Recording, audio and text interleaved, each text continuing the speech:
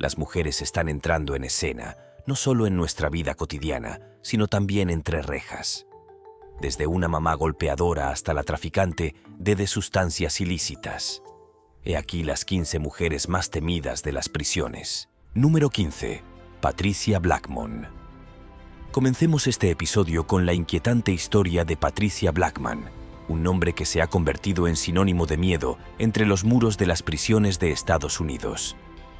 Todo comenzó el 20 de mayo de 1999, cuando Patricia llamó al 911, llamando desesperadamente a los paramédicos a su casa móvil en Dothan.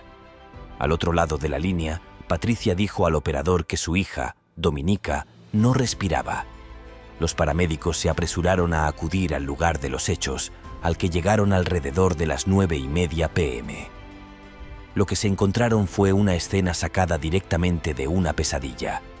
Dominica, apenas una niña, yacía en el suelo del dormitorio principal, vestida únicamente con un pañal y calcetines empapados en sangre. Su cuerpecito estaba cubierto de vómito y no daba señales de respirar. Tenía un brutal hematoma en la frente y el pecho manchado de sangre. Los paramédicos, haciendo todo lo que podían, lucharon por reanimar la vida de esta indefensa niña. Dominica fue trasladada a urgencias del Hospital Flowers, pero, trágicamente, a pesar de sus esfuerzos, fue declarada muerta a las 10:22 p.m. El horror no acabó ahí. El pediatra Robert Head y el doctor Matthew Christa, que atendieron a Dominica en urgencias, la examinaron. Se encontraron con un panorama desolador.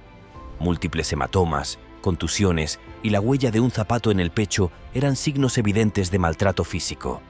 También observaron marcas de lesiones anteriores en su frágil cuerpo.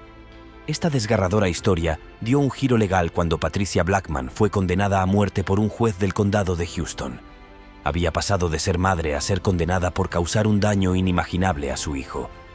Entre los muros de nuestras prisiones, el nombre de Patricia se convirtió en sinónimo de miedo. Sus acciones, los brutales abusos que condujeron a la trágica muerte de su hijo, le granjearon la reputación de ser una de las mujeres más temidas entre rejas. Ahora, la siguiente mujer te sorprenderá. Número 14. Emma Coronel Aispiro. En el corazón del extenso sistema penitenciario de Estados Unidos existe una mujer cuyo nombre produce escalofríos a reclusos y guardias. Por igual, se llama Emma Coronel Aispiro. Quizá la recuerden como la reina de la belleza casada con el tristemente célebre Joaquín El Chapo Guzmán, uno de los capos de la droga más famosos de la historia. Pero no se deje engañar por su impresionante aspecto. Bajo su apariencia se esconde una historia de intriga, poder y miedo en potencia. Todo empezó en febrero de 2014, cuando el mundo vio conmocionado cómo Joaquín Guzmán, conocido como El Chapo, era capturado por las autoridades mexicanas. El Chapo no era un delincuente cualquiera. Era el jefe del cártel de Sinaloa, una de las organizaciones de narcotraficantes más poderosas del mundo. Y a su lado, en las buenas y en las malas, estaba Emma Coronel Aispiro. Pero el miedo no solo se centra en los crímenes de su marido. Se trata de su presunto papel en sus operaciones y de la audaz fuga que cautivó al mundo. En 2015, El Chapo salió de una prisión mexicana como si fuera Houdini, a través de un túnel que conducía directamente a su celda. Fue una fuga audaz que dejó boquiabierto a todo el mundo, y circularon rumores de que Emma podría haber participado en su organización. En 2019, Emma Coronel fue detenida en Virginia, acusada de colaborar en la fuga de su marido y su imperio de narcotráfico. El cartel de Sinaloa contrabandeaba miles de millones de dólares en drogas y las autoridades exigían responsabilidades. Mientras Emma esperaba juicio, los medios se centraban en su contraste entre glamour y vida en prisión. Su misteriosa vida con El Chapo y posibles secretos sobre el narcotráfico, junto con sus conexiones, generaban miedo e intriga. Emma simbolizaba el poder e intriga en el sistema penitenciario de Estados Unidos. Número 13. Antoinette Frank. A principios de 1993, Antoinette Frank solicitó entrar en el Departamento de Policía de Nueva Orleans, o NOPD. Durante su proceso de solicitud, hubo algunas señales de alarma. Los oficiales superiores descubrieron que mintió en algunas partes de su solicitud e incluso suspendió 2 evaluaciones psiquiátricas. Un psiquiatra llamado Philip Escuria la examinó y recomendó encarecidamente no contratarla, describiéndola como superficial y superficial. Se preguntarán por qué la contrataron a pesar de todas estas advertencias. Bueno, eran tiempos difíciles para Nueva Orleans. A principios de los 90, la ciudad se enfrentaba a un gran problema con la delincuencia, especialmente los asesinatos y las drogas. La NOPD necesitaba reclutas para hacer frente a esta ola de delincuencia. Además, querían aumentar el número de agentes afroamericanos para aliviar las tensiones raciales. A pesar de todas las señales de alarma, la NOPD decidió incorporar a Antoinette Frank como agente. Fue una decisión que más tarde se convertiría en una parte inquietante de su historia, ya que su carrera tomó un rumbo oscuro que nadie podría haber predicho. El ingreso de Antoinette Frank en el Departamento de Policía de Nueva Orleans, a pesar de aquellas primeras advertencias, fue el comienzo de un escalofriante descenso hacia una amenaza que la ciudad nunca habría podido prever. Entonces, en 1995, se introdujo en el mundo del crimen. Y por supuesto, este ominoso capítulo se desarrolló en el restaurante Kim On. En 1995, Frank y su amigo, Rogers Lacasse, realizaron un robo en Nueva Orleans que marcó la ciudad. Esa noche, en el restaurante Kim On, Frank, fuera de servicio pero en uniforme, y Lacasse entraron y crearon una falsa sensación de seguridad. Sin embargo, se embarcaron en un robo, durante el cual Frank disparó 2 veces. El policía Ronald Williams, en servicio esa noche, oyó los disparos, encontrando los cuerpos de los dueños del restaurante. En un intento de cubrir sus huellas, Frank disparó a Ronald. Además del tiroteo del restaurante, Frank fue implicada en la muerte de su padre, cuyo cráneo con una bala fue encontrado debajo de su apartamento. Finalmente fue condenada a muerte. Si te están gustando estos datos curiosos, suscríbete en este momento para no perderte ningún video nuevo. Número 12. Celeste Simeon Carrington.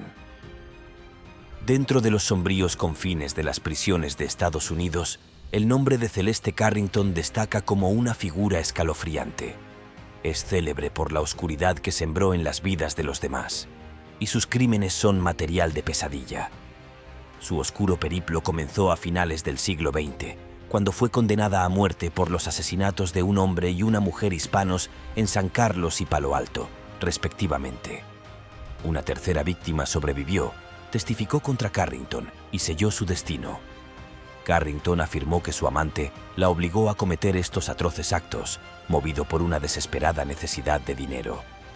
Durante sus días, fue una de las 15 mujeres que se enfrentaron a la pena de muerte entre cientos de condenados en California. Un crudo testimonio de la gravedad de sus crímenes. Sus apelaciones se toparon con una justicia implacable que rechazó por unanimidad los argumentos de que la policía había registrado ilegalmente su apartamento.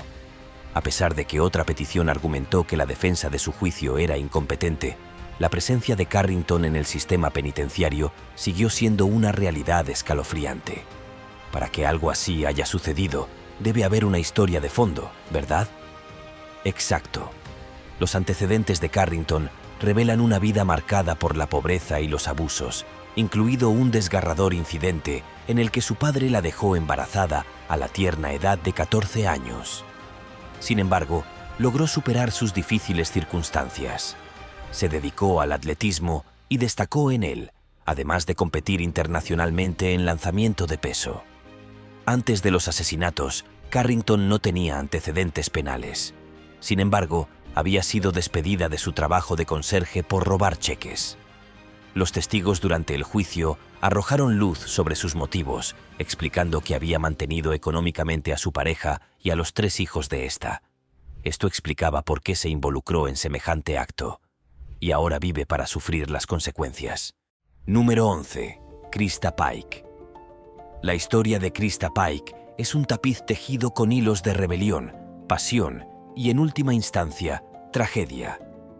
Nacida en marzo de 1976 en Virginia Occidental, Pike parecía destinada a una vida que desafiaba las convenciones desde el principio. De adolescente, Pike se vio arrastrado a los oscuros entresijos de un grupo de culto conocido como la Mafia de la Gabardina.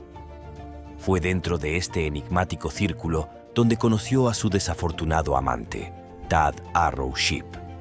Su amor, feroz y poco convencional, acabaría desembocando en un acto truculento que conmocionaría a la nación. En 1995, Pike y Sheep, junto con otro miembro del grupo, asesinaron brutalmente a Colin Slemmer, de 19 años. Lo que pretendía ser un terrible acto de rebeldía se convirtió en un escalofriante testimonio de las profundidades de la depravación humana. El papel de Pike en el asesinato fue estremecedor, no solo por su brutalidad, sino por la sangre fría de sus acciones. El juicio que siguió fue un espectáculo que conmovió a la nación. El comportamiento de Pike en la sala del tribunal fue escalofriante, ya que mostró una inquietante falta de remordimiento por sus atroces actos. Los medios de comunicación no se cansaban de hablar de esta enigmática y diabólica joven, y el público quedó horrorizado y fascinado por su historia. Condenada a muerte, Pike se convirtió en la condenada a muerte más joven de Estados Unidos. Su historia es un duro recordatorio de las consecuencias de una vida descarriada por la rebelión y las influencias oscuras. Al final, la historia de Krista Pike nos deja más preguntas que respuestas. ¿Qué llevó a una joven por un camino tan oscuro? ¿Fue el encanto de la rebelión? ¿La embriaguez de un amor poco convencional? ¿O algo más profundo y siniestro? Quizá nunca lo sepamos. Pero su historia sigue siendo un capítulo inquietante en el libro de los crímenes reales, que nos recuerda la complejidad de la naturaleza humana y la oscuridad que nos acecha a todos. Número 10. Cynthia Kaufman. Érase una vez, en los soleados paisajes de California, una escalofriante serie de acontecimientos que captaron la atención de la nación. Nuestra historia comienza con Cynthia Lynn Kaufman, un nombre que se convirtió en sinónimo de oscuridad y crimen. En la década de 1980, Cynthia Kaufman se vio inmersa en un espeluznante capítulo de su historia criminal. Todo empezó con su participación en una serie de asesinatos que conmocionaron al condado de San Bernardino. Su compañero en el crimen y novio era James Gregory Marlowe. Juntos emprendieron un camino de brutalidad que perseguiría a la comunidad durante mucho tiempo. Sus víctimas fueron 4 mujeres: Lionel Murray, Donalda Donner, Gillette Mills y Helen Ruth Hill. Los crímenes que cometieron fueron atroces, no solo asesinatos, sino también agresiones. Fue una época de miedo y desesperación, ya que estos crímenes quedaron sin resolver, proyectando una oscura sombra sobre la región. A medida que se desarrollaba la historia, Kaufman y Marlowe fueron detenidos y la justicia empezó a seguir su curso. Tanto los medios de comunicación como el público siguieron de cerca los procedimientos judiciales que siguieron. La cuestión de la culpabilidad y las consecuencias de sus actos se convirtieron en el centro de esta apasionante narración. La condena de Cynthia Kaufman y su posterior sentencia de muerte plantearon importantes cuestiones sobre el sistema judicial y suscitaron debates sobre la ética de la pena capital. Algunos creían que tal castigo era adecuado para la gravedad de los crímenes cometidos, mientras que otros expresaron su preocupación por la imparcialidad del proceso. Al final, el nombre de Cynthia Lynn Kaufman pasó a formar parte de un debate más amplio sobre la delincuencia, el castigo y la búsqueda de la justicia. Su historia nos recuerda la oscuridad que acecha en el corazón humano y la permanente búsqueda de respuestas y resolución ante la tragedia. Número 9. Kerry Lynn Dalton. A menudo hemos visto que, por mucho esfuerzo que pongan algunas personas en ser obedientes, simplemente no funciona. Y si vamos a empezar a mencionar nombres, Kerry Lynn Dalton debería ser la primera. Su vida fue una montaña rusa de acontecimientos que se desarrollaron entre el crimen y la justicia.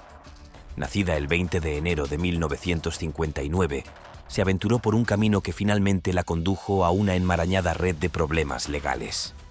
Muy pronto, Dalton se vio arrastrada a un mundo marcado por la adicción y la actividad delictiva. Su vida se volvió oscura y sus roces con la ley cada vez más frecuentes. Fue durante estos tumultuosos años cuando se vio envuelta en un crimen que definiría su historia. A la edad de 36 años, Carrie Lynn Dalton fue condenada por participar en un robo con violencia en un hotel de Reno, Nevada. El robo se saldó con la trágica muerte de un hombre llamado Gregory Hoffman. Este desafortunado suceso proyectó una larga sombra sobre la vida de Dalton. El proceso judicial que siguió fue muy intenso. Carrie Lynn Dalton fue declarada culpable de su participación en el robo y condenada a cadena perpetua. Su condena marcó el final de un capítulo de su tumultuosa vida, pero el comienzo de otro. Desde su sentencia, ha estado encarcelada en el Centro para Mujeres de Chowchilla, California, esperando su ejecución y apelando su condena a muerte. El caso de Dalton suscitó debates sobre el sistema de justicia y las consecuencias de sus actos. Algunos creían que su castigo era justo dada la gravedad del delito y su trágico desenlace. Otros cuestionaron si su implicación justificaba un encarcelamiento tan prolongado. A lo largo de los años, la historia de Carrie Lynn Dalton ha servido como recordatorio conmovedor de las decisiones que tomamos en la vida y de las repercusiones duraderas que pueden tener. Si este video te está haciendo más curioso por el mundo, dale like o pulgar arriba. Continuemos. Número 8. Robin Lee Rowe. Las circunstancias que rodean la historia de Robin Lee Rowe son a la vez trágicas y desconcertantes.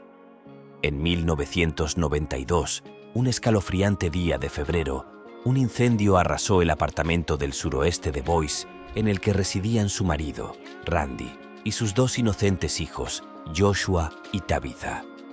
Este incidente acabaría por condenarla a muerte. Todo empezó con las llamas que arrasaron el primer piso de aquel fatídico apartamento.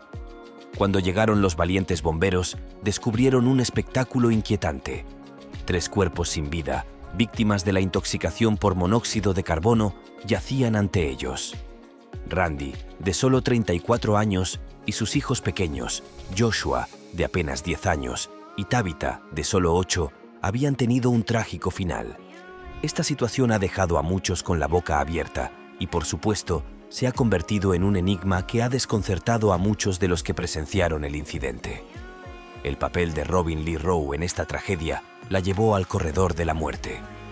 La enmarañada red de su vida personal, incluida su separación de Randy, añadió complejidad a una historia ya de por sí desgarradora.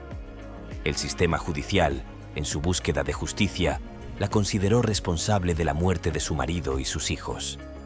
Este caso es un sombrío recordatorio de los misterios que pueden esconderse bajo sucesos aparentemente ordinarios.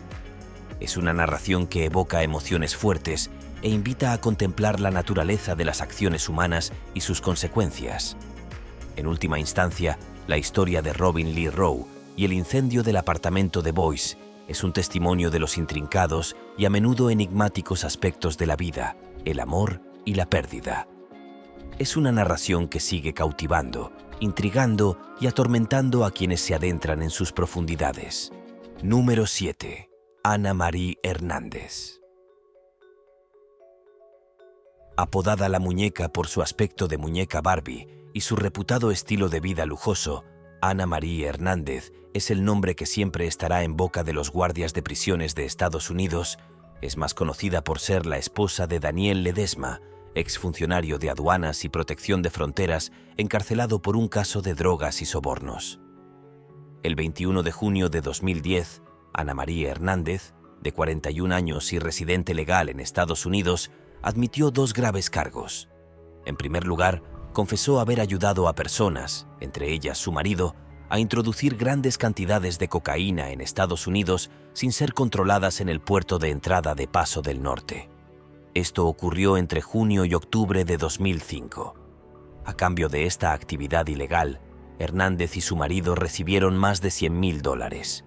Sin embargo, en lugar de afrontar las consecuencias, Anna no asistió a su sentencia el 24 de enero de 2011, lo que llevó a que se emitiera una orden de detención contra ella. Finalmente fue capturada. En la actualidad, Anna permanece bajo custodia federal y se enfrenta a una posible pena de al menos 10 años a cadena perpetua en una prisión federal por su implicación en el tráfico de drogas. Además, podría enfrentarse a una pena de hasta 10 años de prisión federal por el cargo de soborno. Ana María Hernández introdujo de contrabando en Estados Unidos una gran cantidad de material ilegal. Admitió este delito, pero luego no se presentó a su castigo, lo que condujo a su detención. Actualmente se encuentra bajo custodia federal y podría pasar una larga temporada en prisión por sus actos. Aunque Ana María Hernández ya parece una de las presas más temidas de Estados Unidos, la siguiente es de otra clase. Número 6. Tiffany Cole. En 2005, una pareja llamada Carol y Reggie Sumner, ambos de 61 años, se trasladó a Jacksonville, Florida. Habían vendido un coche a una mujer llamada Tiffany Cole, que accedió a pagar las mensualidades porque eran buenos amigos. En junio de ese año, Tiffany Cole y su novio, Michael James Jackson, llegaron a Jacksonville para terminar los trámites del coche. Incluso se alojaron en casa de los Sumner. Pero algo siniestro se estaba gestando en la mente de Michael Jackson. Planeaba atracar a los Sumner y robarles el dinero de sus cuentas bancarias. En julio, Tiffany Cole, Michael Jackson y otros 2 hombres, Alan Wade y Bruce Nixon, fueron a casa de los Sumner. Wade y Nixon fingieron que necesitaban utilizar el teléfono, pero llevaban cinta adhesiva y una pistola falsa. Una vez dentro, ataron, silenciaron y vendaron los ojos de los Sumner con cinta adhesiva. Wade y Nixon registraron la casa en busca de cualquier documento financiero que pudieran encontrar. Incluso llamaron a Jackson para que les ayudara a encontrar información sobre el cajero, pero no pudo averiguarlo. Luego encerraron a los Sumner en el maletero de su coche, se llevaron las llaves y robaron sus objetos de valor. El grupo condujo a los Sumner a una zona remota de Georgia donde habían cavado una tumba con antelación. Wade y Nixon se llevaron a los Sumner al bosque, mientras Cole se quedaba en el coche para vigilar. Aunque no hay pruebas directas de lo que ocurrió a continuación, se sabe que los Sumner fueron introducidos en la tumba mientras aún estaban vivos y que la tumba fue rellenada. A continuación, el grupo huyó del lugar, abandonando a los Sumner a su suerte. La policía los localizó en un hotel de Carolina del Sur y los detuvo. Wade y Jackson fueron condenados a muerte, pero Nixon, que cooperó con la policía y les condujo hasta los cadáveres, recibió una condena de 45 años por asesinato en segundo grado en 2022. Hubo algunos cambios en sus sentencias. La condena a muerte de Wade se redujo a cadena perpetua sin posibilidad de libertad condicional, mientras que a Jackson y Cole se les restableció la pena de muerte. Número 5. Darlie Lynn Peck Routhier. En la madrugada del 6 de junio de 1996, una llamada frenética llegó a los despachadores del 911 de Rowlett, Texas. Era de Darlie Routhier, de 26 años y madre de 3 hijos. Afirmaba que un intruso había entrado en su casa y les había hecho daño a ella y a sus 2 hijos, Devin y Damon. Afortunadamente, su bebé, Drake, y su marido, Darren, estaban ilesos en el piso de arriba. Trágicamente, cuando llegó la policía, descubrieron que Devin ya había perdido la vida. Damon luchó por su vida, pero no consiguió llegar al hospital. Darlie había resultado herida con contusiones y cortes en la garganta y el brazo derecho. Fue trasladada al hospital para recibir tratamiento. A pesar de sus heridas, Darlie dio una descripción detallada del intruso. Dijo que era un hombre blanco alto, de unos 1,80 metros. La investigación descubrió una pista, una rejilla de ventana cortada en el garaje, que sugería cómo podría haber entrado el intruso en la casa. Con el paso del tiempo, empezaron a aparecer lagunas en la historia de Darlie Routhier sobre un intruso. Algo extraño ocurrió cuando un vídeo se hizo famoso. En él se la veía riendo, mascando chicle con sus amigos e incluso rociando con cuerda tonta las tumbas de sus hijos. Como había perdido a sus 2 hijos apenas una semana antes, la gente empezó a preguntarse si Darlie Routhier había hecho daño a sus hijos. Su comportamiento optimista no se correspondía con la tristeza que cabría esperar de una madre que acababa de perder a sus hijos. Solo 4 días después de que el vídeo saliera a la luz, Routhier fue detenida y acusada de planear los asesinatos de su hijo. El 4 de febrero de 1997 fue declarada culpable de asesinato en primer grado por Damon y enviada al corredor de la muerte. Ahora Darlie Routier permanece en la prisión de la unidad de Mountain View en Gatesville, Texas, esperando su ejecución. Pero ella sigue diciendo que no lo hizo, que es inocente. Número 4. Kimberly Cargill. Cherry, una mujer de unos 30 años, hacía todo lo posible por vivir de forma más independiente, a pesar de que sus habilidades mentales eran similares a las de un niño de 9 años. Tenía un pequeño apartamento, se ocupaba de sus asuntos bancarios y de sus tareas domésticas, e incluso hacía de canguro de Kimberly Cargill alguna que otra vez. A pesar de sus limitaciones, cuidaba mejor al hijo de 4 años de Cargill que su madre. Los otros hijos de Cargill revelaron más tarde una verdad inquietante. A menudo sufrían los malos tratos de su madre. Contaron al tribunal que Cargill les hacía daño con frecuencia, asfixiándoles, pateándoles y golpeándoles. Sus vidas estaban llenas de miedo. Ahora, volviendo a Cherry, se enfrentaba a sus luchas. Faltaba a citas importantes con el médico y el dentista porque Cargill solía llegar tarde a recoger a su hijo. Cherry era una persona inocente y franca, pero esa honestidad la metió en problemas cuando Kimberly Cargill, temiendo el testimonio de Cherry en una vista por la custodia de su hijo, decidió esconderla. Con un giro horrible, Cherry tuvo un trágico final. Su autopsia no proporcionó respuestas claras, pero los signos sugerían una lucha por respirar, como pequeñas hemorragias en sus ojos. Sin embargo, Cargill, presa del pánico, afirmó que Cherry había sufrido un ataque. Pero aquí está la parte inquietante. Cargill, enfermera titulada, actuó de un modo que dista mucho de lo que debe hacer una enfermera. No buscó ayuda. En lugar de eso, prendió fuego al cuerpo de Cherry a un lado de la carretera. Por chocante que parezca, las acciones de Cargill no escaparon a la justicia. Un jurado la declaró culpable de asesinato y fue condenada a muerte por inyección letal. Ahora, a sus 57 años, la historia de Kimberly es inquietante. Pero tenemos más aterradoras para ustedes. Número 3. María del Rocío Alfaro. El 15 de junio de 1990, en Anaheim, California, una niña llamada Autumn Wallace, de solo 9 años, estaba sola en casa. Estaba esperando a que su madre y su hermana mayor volvieran del trabajo. Ahora es cuando la cosa se pone preocupante. María conocía bien a la familia Wallace y era amiga de una de las hermanas mayores de Autumn. María tenía otra cosa en mente cuando la visitó ese día. Ella sabía que la familia no estaba en casa y vio esto como una oportunidad para robar cosas de su casa para venderlas por dinero. Cuando María llegó, Otoño, que era una niña amable y confiada, le abrió la puerta. Consideraba a Alfaro amigo de su hermana. Sin sospechar sus intenciones ocultas, María cogió un cuchillo de la cocina y dijo que necesitaba usar el baño, que estaba en la parte trasera de la casa. En un espeluznante giro de los acontecimientos, María atrajo a la joven Autumn al baño con engaños, solo para cometer un acto horripilante.